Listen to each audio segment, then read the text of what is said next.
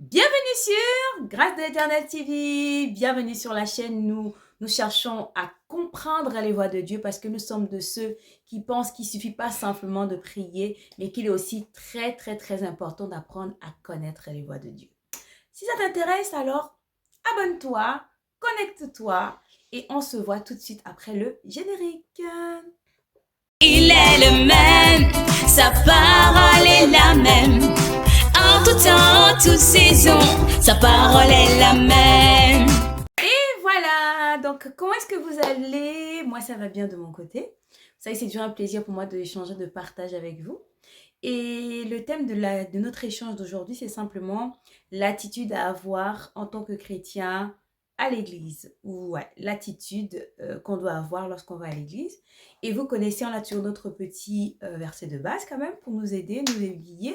Et nous allons nous promener aujourd'hui dans le psaume 131 au verset 13 qui nous dit simplement que oui, l'Éternel a choisi Sion, il l'a choisi pour sa demeure.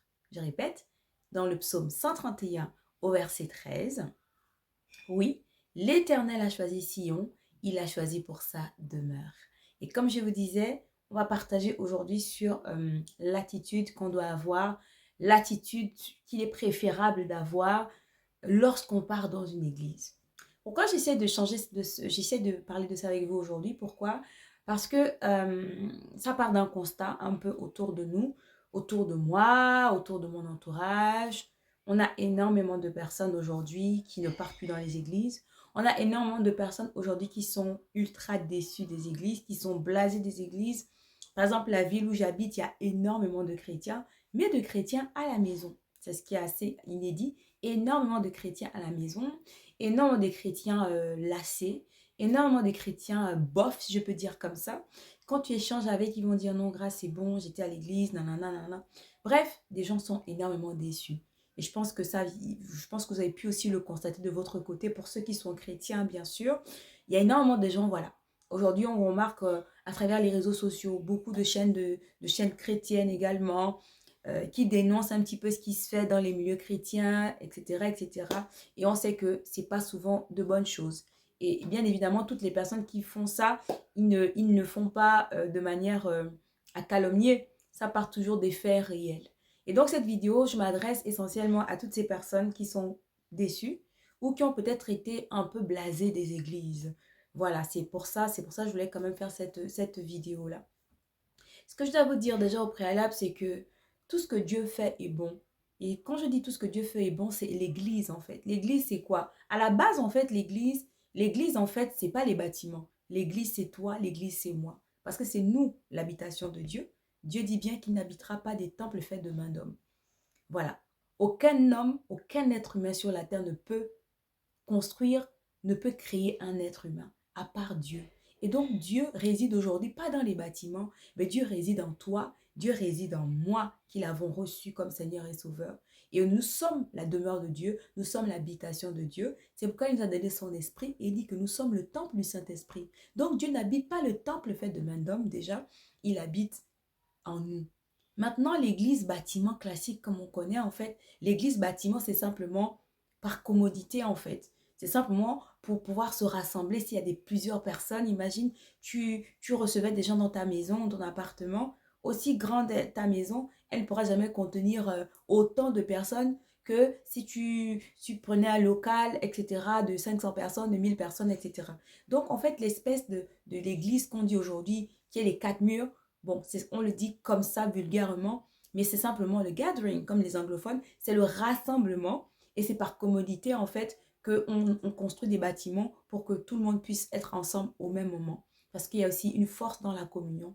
Donc l'église, c'est toi, mais l'église avec le rassemblement, aujourd'hui on l'appelle comme ça église et c'est une bénédiction en fait. Ce qu'il faut retenir, c'est que tout ce que Dieu fait est bon et tout ce que Dieu fait a un but.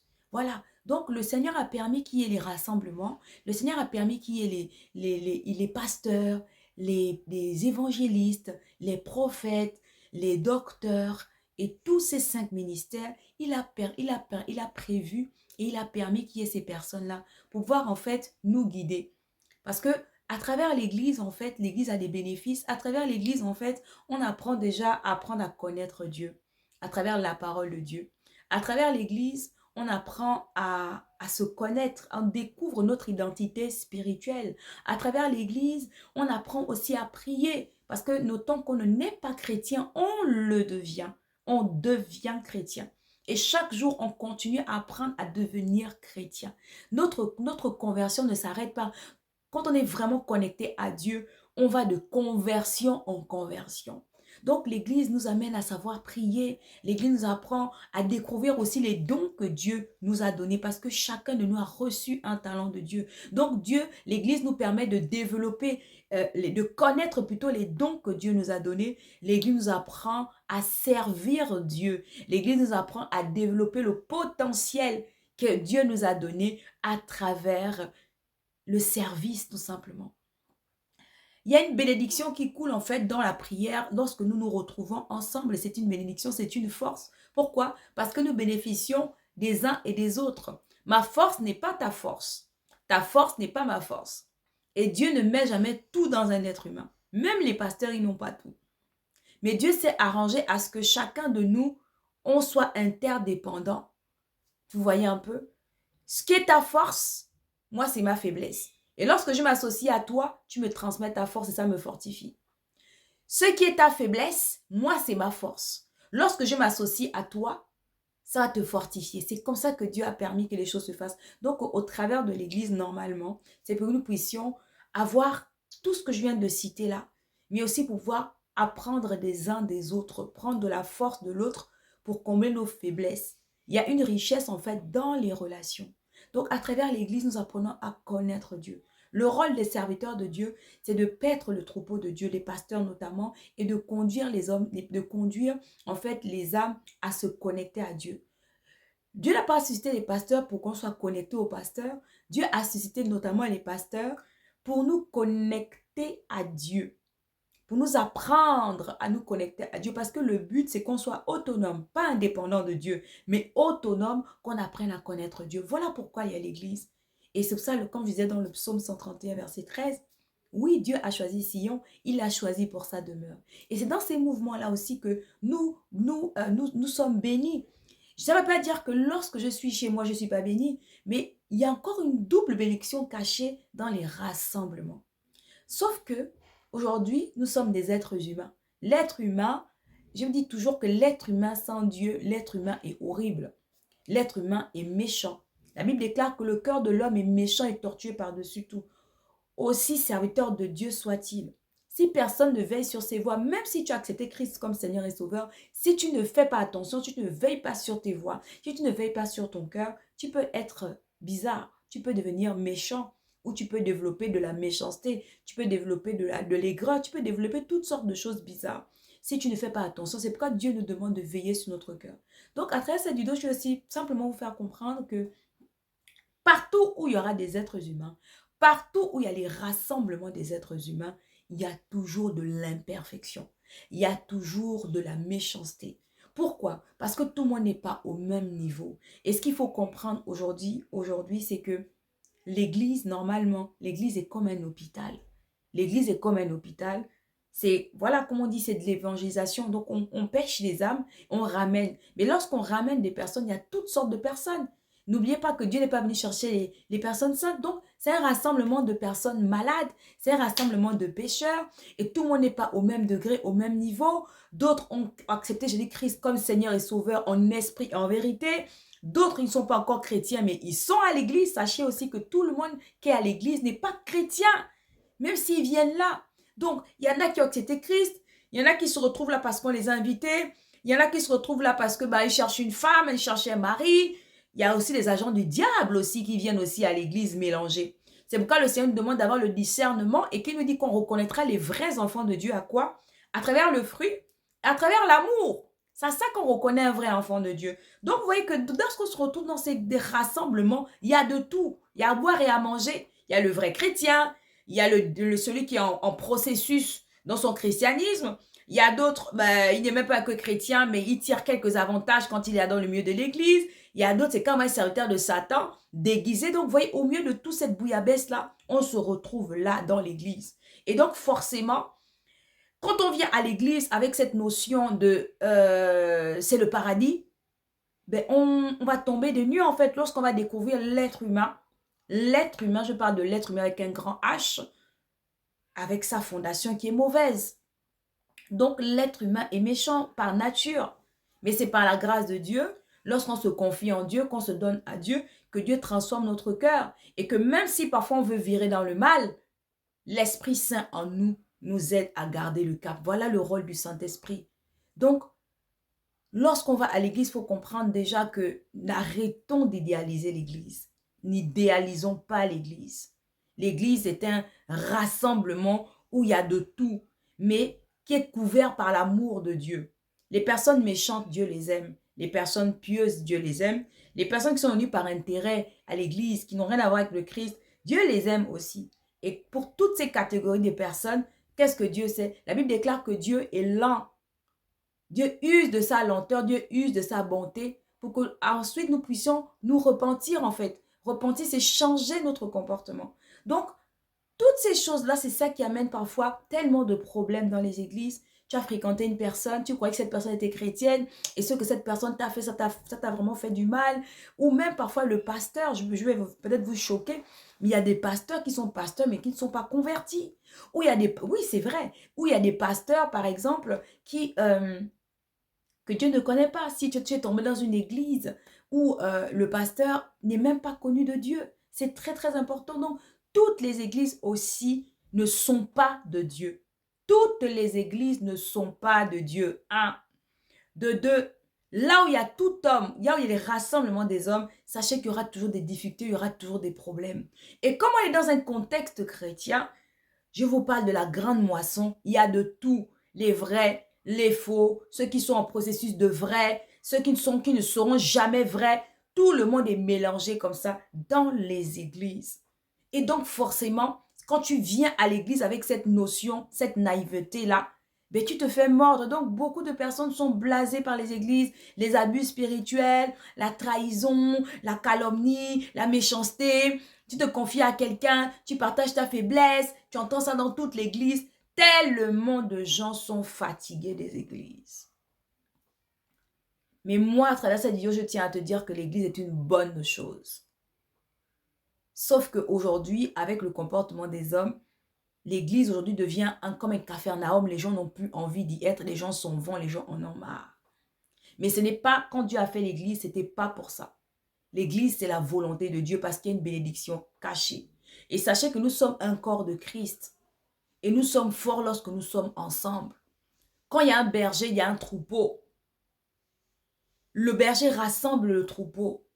Par contre, quand il y a un loup, qu'est-ce que le loup fait? Il disperse le troupeau. Parce que lorsque tu es trop séparé des gens, lorsque tu t'isoles comme ça, tu peux mourir. Lorsque tu t'isoles énormément, tu peux perdre parce que tout le monde n'est pas pareil. Il y a des personnes, par exemple, ils arrivent facilement à gérer leur vie chrétienne, à toujours s'organiser dans leur vie chrétienne, malgré le fait qu'il n'y ait pas d'église. Mais il y a pour d'autres, il faut ils ont un besoin d'avoir une église. Mais je vais vous dire à travers ce deuxième point, c'est que l'église, normalement, est une bénédiction. Mais l'être humain, par sa nature pécheresse, a un peu détourné le vrai rôle de l'église. Mais j'aimerais vous encourager aujourd'hui à vous dire que l'église n'est pas diabolique, l'église n'est pas mauvaise, mais par contre, ce sont les êtres humains qui y sont.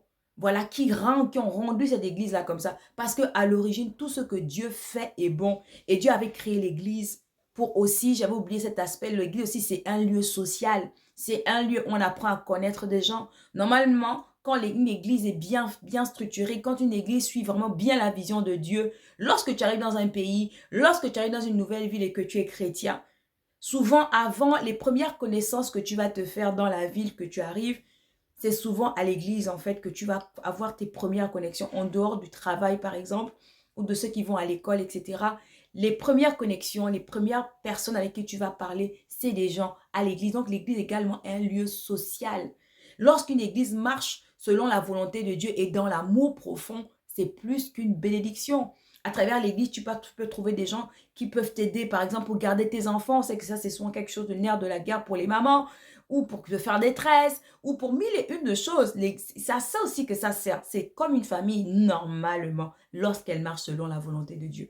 Mais ce qu'on constate aujourd'hui, c'est que beaucoup d'églises ne marchent plus tellement dans la volonté de Dieu ou marcher dans l'amour profond, Ou il y a aussi le phénomène des gens que Dieu n'a jamais appelés, mais qui se retrouvent à être des pasteurs. Voilà. Donc, quand tu te retrouves aussi dans une église où le pasteur, Dieu ne le connaît pas en fait. C'est un aventurier tout simplement. Donc, tu récolteras en fait toutes ces choses-là. Ce qu'il faut faire en fait, quelle est l'attitude? On va dans le troisième point. Quelle est l'attitude qu'il faut avoir aujourd'hui quand on va à l'église? Déjà, pour les personnes qui ont été abusées dans les églises, je vais simplement partager avec vous en vous disant que Dieu est différent des hommes. Dieu n'est pas un homme. Bien qu'il soit descendu à notre niveau, bien qu'il soit rempli d'amour, mais Dieu n'est pas un homme. Et Dieu ne peut jamais te décevoir. Tu me diras, oui, mais grâce, j'étais dans cette église, nanani, nanana. Ce qu'il faut faire, en fait, c'est qu'il n'y a rien qu'on... En fait, tout ce que nous, dans notre parcours de vie, l'erreur est inévitable. Et l'erreur fait partie même de notre apprentissage. Comment est-ce que tu vas avoir ton expérience? Comment est-ce que tu vas être fortifié sans passer par soit des épreuves ou sans passer par des erreurs?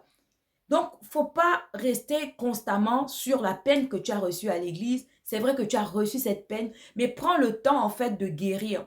Prends le temps que ça va prendre. Moi, je connais, j'ai une sœur, une cousine à moi, et elle a vécu une expérience dans une assemblée en Île-de-France.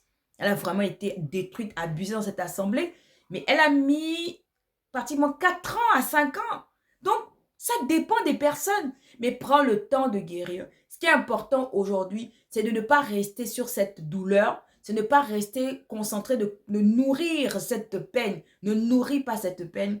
Ne nourris pas de la haine pour l'Église, parce que l'Église est une bonne chose. Ne nourris pas de la haine pour les pasteurs. Ne nourris pas de la haine pour les chrétiens qui t'ont peut-être nui, qui t'ont fait du mal, qui t'ont trahi, qui t'ont calomnié, qui t'ont jugé. Quand tu es tombé dans le péché, on t'a condamné. Toutes ces choses qu'on sait aujourd'hui dans les églises. Ce que tu dois retenir aujourd'hui, c'est que Dieu est bon et que l'être humain n'est pas parfait. Est-ce que toi-même tu es parfait? Est-ce que moi qui suis parfaite?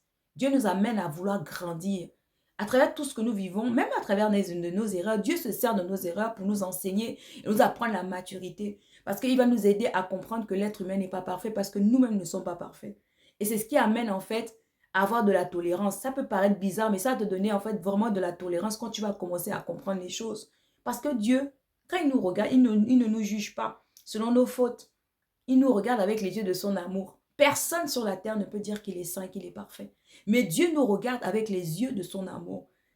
Et Dieu veut nous apprendre parce que Dieu nous amène à pouvoir voir les choses comme il voit. Donc, au travers des expériences, Dieu veut continuer à se servir même de nos erreurs, de nos épreuves, de nos erreurs, pour nous amener à comprendre que l'être humain est imparfait et que nous amener à avoir aujourd'hui de la compassion. Parce que comment tu auras de la compassion si toi-même tu n'es pas passé par des difficultés? Donc, au travers de ça, Dieu veut travailler quelque chose en nous, la compassion et survoler en fait. Donc, si tu étais déçu dans les églises, ne reste pas dessus, ne nourris pas ça. Sors de là. Le meilleur est à venir.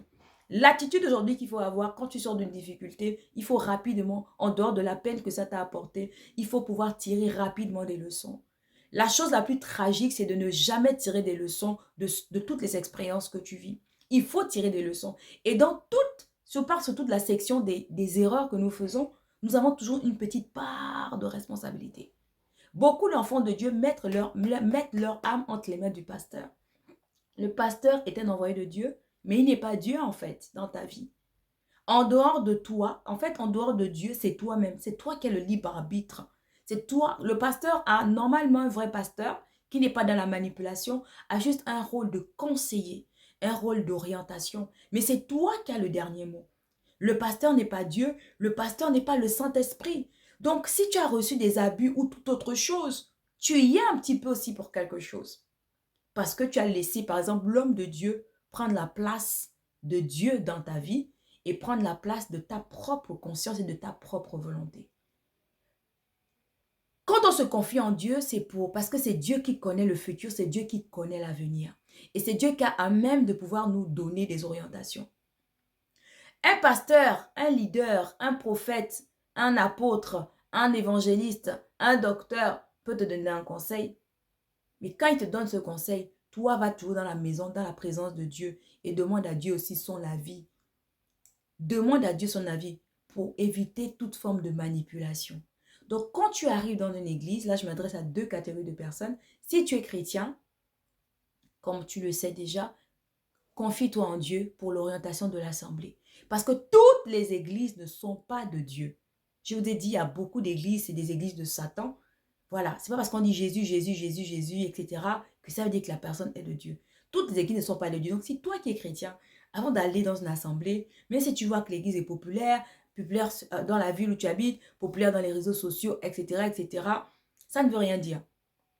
Demande à Dieu, parce que c'est Dieu qui connaît le fond de toutes choses. Demande à Dieu l'orientation. Maintenant, pour toi qui n'es pas spécialement chrétien ou qui n'est pas vraiment dans la prière, etc., et qu'on t'invite dans une église, si on t'invite, vas-y, il n'y a pas de problème. Mais pour les deux catégories de personnes, que tu sois vraiment chrétien ou que tu y vas de temps en temps comme ça, que tu sois un sympathisant chrétien, je préfère dire comme ça, pour vous deux, pour ces deux catégories de personnes, lorsqu'on va dans une église, la première des choses, c'est de ne jamais se presser de faire quoi que ce soit. Tu arrives, tu observes. Tu prends le temps d'observer l'église. Comment l'église fonctionne. Les programmes. Tu observes. Minimum, en tout cas ça c'est mon conseil, hein. Minimum, si vous n'avez rien fait, c'est 3 mois. 3 mois tu es là. Souvent quand tu es nouveau à l'église, on va dire oui ma soeur, on veut ton numéro, etc. Pas de souci. Mais tu viens en tant qu'auditeur libre, tu viens, tu écoutes juste la parole, tu rentres chez toi. Parce que tu es dans une période d'observation. Prends le temps, prends le temps.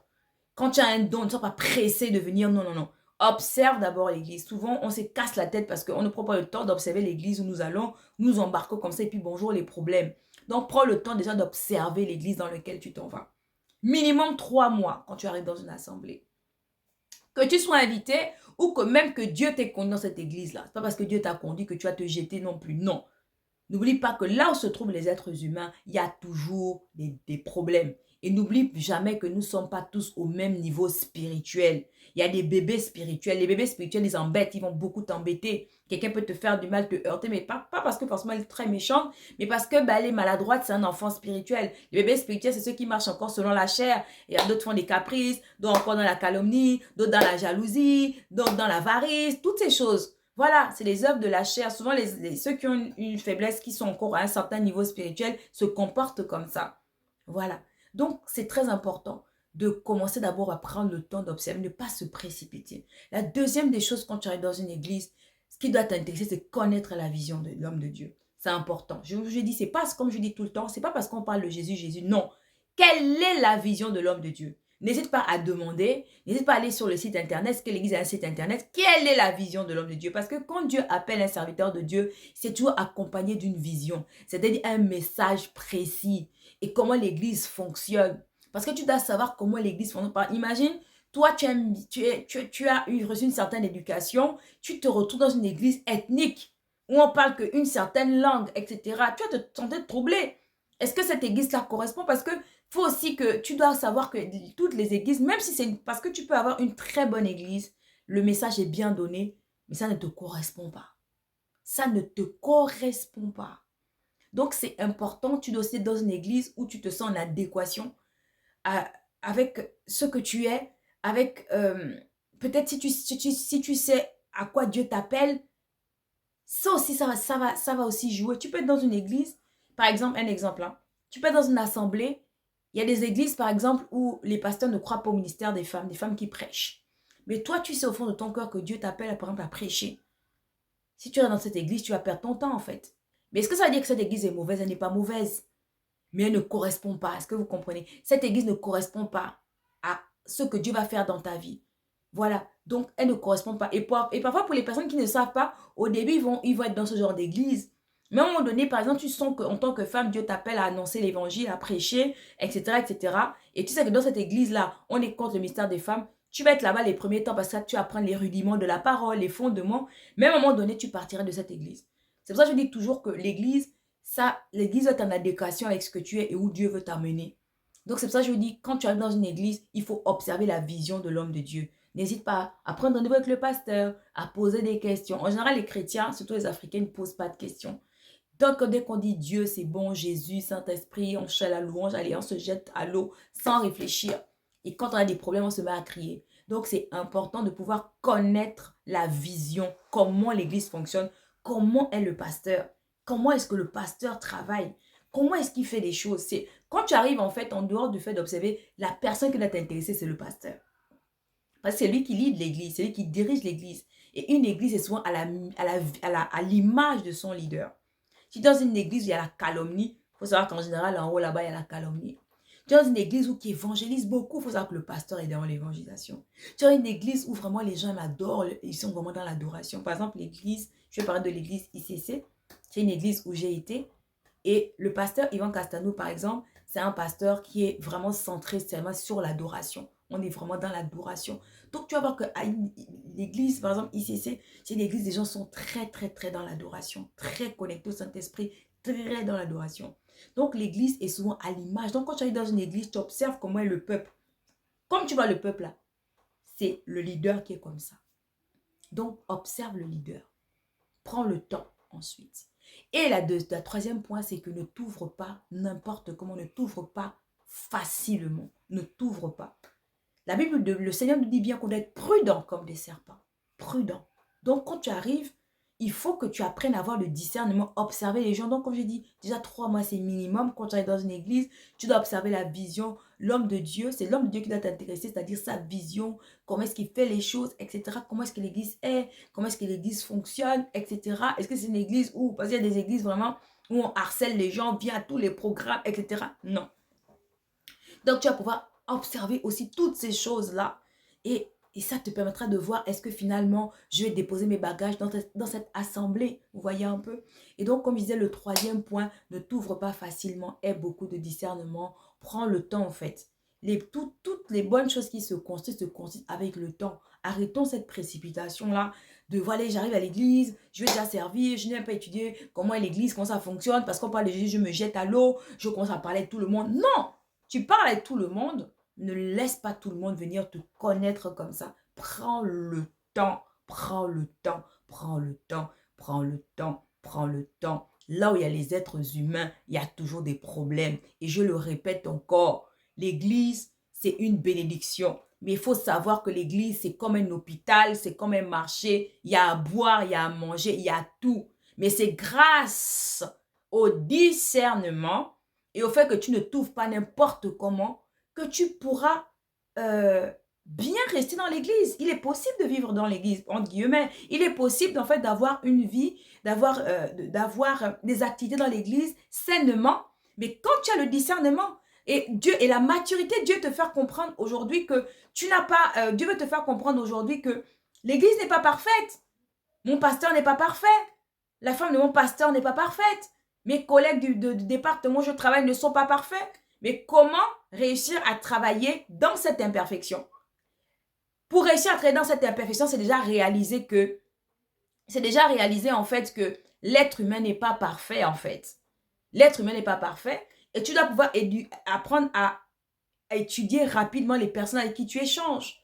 Par exemple, il y a des milieux chrétiens, je vais vous prendre un exemple, il y a des milieux chrétiens par exemple où c'est zéro alcool. Par exemple, au niveau, quand on prend la communion, la Sainte Seine, il y a des églises où on va te dire, bah, nous, on prend la Sainte Seine avec le jus de raisin. Il y a d'autres assemblées où ils peuvent prendre du vin.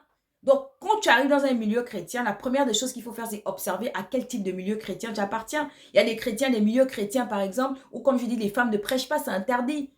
Donc, toi, tu sais que Dieu t'appelle à prêcher, peut-être dans ton assemblée, ton pasteur te laisse faire des exhortations. Tu ne vas pas venir comme ça, sans discernement, commencer à venir te pointer et venir parler comme ça. Tu risques de choquer les autres. Donc, il faut observer, savoir rapidement à qui tu as affaire quand tu es chez les chrétiens parce qu'il y a différentes mouvances. Il y a différentes mouvances. Et quand tu es comme ça, tu sauras rapidement comment sont les gens et tu te positionnes. Mais surtout, les chrétiens, c'est vraiment pour la communion fraternelle. C'est la communion fraternelle. Je ne te conseille pas spécialement, ça c'est mon avis, je ne te conseille pas de faire ami-ami. Parce que souvent pour nous les Africains, l'église, on vit toute notre vie à l'église. Mais l'église, ce n'est pas toute notre vie, l'église c'est une partie de notre vie. Parce qu'on a une famille, parce qu'on a un travail, parce qu'on a des activités en dehors de l'église. Et pour terminer maintenant, je veux te dire aujourd'hui que vaut mieux se confier en Dieu, vaut mieux chercher un refuge en Dieu que de se confier en l'homme. Toutes les personnes qui t'ont blessé, qui t'ont fait du mal, tout ce que tu as vécu dans l'église, ne le prends pas. C'est vrai, sur le coup, ne le prends pas en mal. Tu auras mal au début. Mais sache que toutes ces personnes-là cherchent aussi Dieu, comme toi. Et sache que tout leur travers, Dieu le voit. Mais Dieu ne les châtie pas, Dieu ne les punit pas. Tout simplement parce que Dieu aussi est miséricordieux et il veut que chaque homme soit sauvé. De la même façon que Dieu veut que toi et moi nous soyons sauvés. De la même façon que les personnes qui nous ont fait du tort, ou aussi à qui nous avons fait du tort. Dieu veut que nous soyons sauvés. Dieu veut que ces personnes soient sauvées. Si c'est le pasteur, si c'est l'épouse du pasteur, si c'est dans le groupe musical, si c'est dans quel département de l'église, sache que la miséricorde de Dieu est sur nous tous. Et Dieu veut que chacun de nous puissions nous repentir. Dieu veut que chacun de nous puissions changer. Dieu veut que chacun de nous puissions être transformés. Donc ne reste pas, ne nourris pas, ne nourris surtout pas les douleurs que tu as prises. Tire-en des leçons. Demande à Dieu le discernement aujourd'hui. Lorsque tu mets les pieds dans une église, ce n'est pas toutes les églises qui sont de Dieu. Demande à Dieu la restauration, le relèvement. Mais surtout, je t'en prie, ne vois pas l'église en mal. L'église est une très très bonne chose. Demande à Dieu simplement de te guider. Demande à Dieu de te conduire. Et même si Dieu te conduit, prends le temps d'observer l'église. Même minimum 3 mois. Cherche à connaître la vision de l'église, comment l'homme de Dieu travaille, comment l'homme de Dieu fonctionne. Parce qu'il y a des églises qui sont aussi bien, mais qui ne peuvent ne pas correspondre à ce à quoi Dieu t'appelle demain. Comme je t'ai dit, je t'ai pris l'exemple, il y a des églises où on n'accepte pas les femmes qui prêchent. Dieu t'appelle à prêcher, tu sais que cette église, elle est très bien, pas de souci. Mais à la longue, vous n'allez pas être ensemble. Et quand une église ne correspond pas aussi, ça ne veut pas dire que c'est une mauvaise église. Évitons d'amener évitons aussi de colporter partout quand on est déçu, de maudire l'église, de raconter dans toute la ville que cette église est comme ça, j'ai eu ça là-bas. C'est pas grave. Mets entre les mains de Dieu. N'oublions pas que Dieu voit tout ce qu'on fait et il est le rémunérateur. Tout ce que nous faisons en bien ou en mal, nous allons le récolter. Est-ce que vous comprenez? Donc c'est ça que je voulais partager avec vous. Confie-toi en Dieu, demande à Dieu de te guérir, relève-toi, mais surtout, continue de croire aux bénédictions qui sont cachées dans l'église. Donc, c'est ça que je voulais partager avec vous. Moi qui vous parle, j'ai vécu des expériences pas joyeuses à l'église. Peut-être je prendrai le temps, le jour où je serai inspirée de vous raconter mes épopées ecclésiastiques, j'en ai tellement eu. Mais j'ai appris à transcender en fait. Et malgré les choses que j'ai vues dans les églises, je suis toujours positive, je crois en l'église. Parce que l'église, c'est la première ambassade de Dieu sur la terre. Lorsqu'il n'y a pas d'église dans une ville, une vraie église, je ne parle pas des églises des faux pasteurs, lorsqu'il y a une vraie église dans les villes, l'église, est-ce que vous savez que l'église peut faire en sorte que Dieu n'amène pas le jugement dans une ville? Parce qu'il y a des chrétiens qui prient là. Mais si chacun de nous va à la maison, comment est-ce que nous allons être plus forts? Lorsqu'on retire, lorsqu'il y a tous des brasiers, lorsqu'il y a plusieurs braises ensemble au même endroit, le feu monte. Mais si moi je suis une braise, je suis à l'ouest, toi tu es au sud, l'autre est au nord, l'autre est à l'est, comment est-ce que le feu va prendre? C'est pour ça que moi personnellement je suis contre toutes les personnes qui disent qu'il faut fuir les églises. C'est vrai, il faut fuir les fausses églises. Il faut dénoncer les abus spirituels. Mais l'église est une bonne chose. Que Dieu vous bénisse et je vous dis à la prochaine vidéo.